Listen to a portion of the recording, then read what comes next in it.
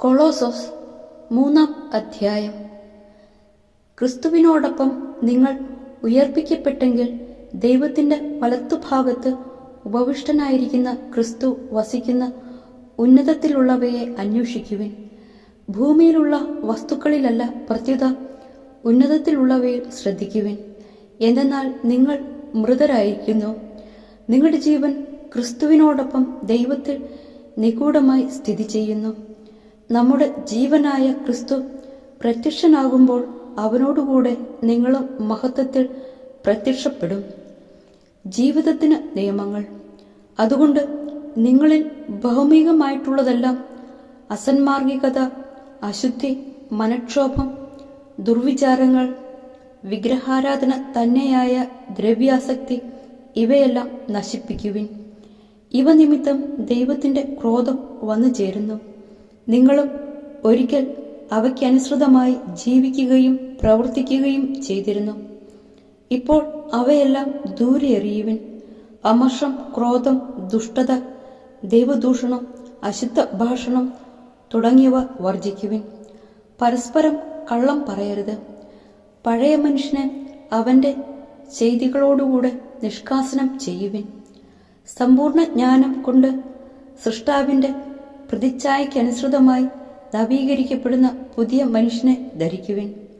ഇവിടെ ഗ്രീക്കുകാരനെന്നോ യഹൂദനെന്നോ പരിച്ഛേദിതനെന്നോ അപരിച്ഛേദിതനെന്നോ അപരിഷ്കൃതനെന്നോ സിഥിയനെന്നോ അടിമയെന്നോ സ്വതന്ത്രനെന്നോ വ്യത്യാസം ഇല്ല.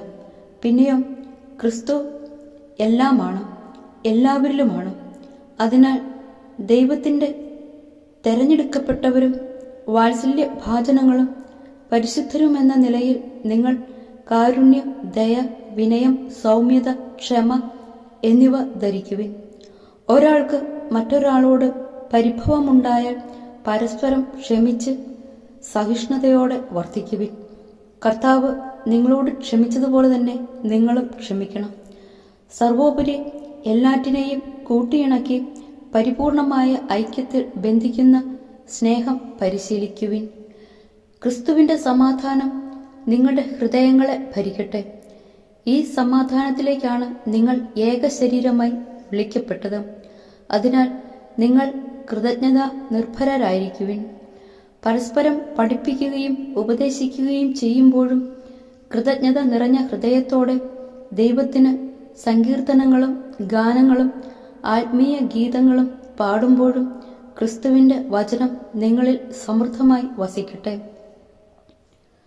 നിങ്ങൾ വാക്കാലോ പ്രവൃത്തിയാലോ എന്തു ചെയ്താലും അതെല്ലാം കർത്താവായ യേശു വഴി പിതാവായ ദൈവത്തിന് കൃതജ്ഞത അർപ്പിച്ചുകൊണ്ട് അവന്റെ നാമത്തിൽ ചെയ്യുവിൻ.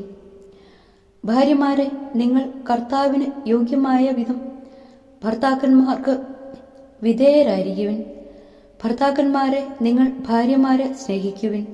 അവരോട് നിർദ്ദയമായി പെരുമാറരുത്. കുട്ടികളെ, എല്ലാ കാര്യങ്ങളിലും നിങ്ങളുടെ മാതാപിതാക്കന്മാരെ അനുസരിക്കുവിൻ. ഇത് കർത്താവിന്.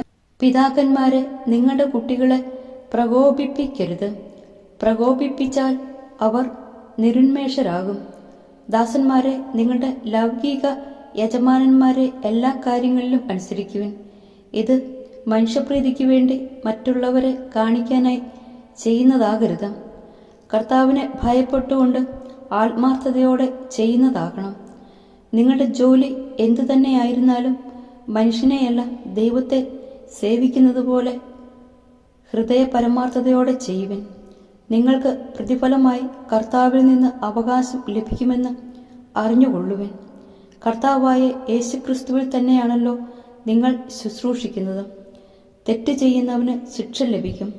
അക്കാര്യത്തിൽ മുഖം നോട്ടമില്ല.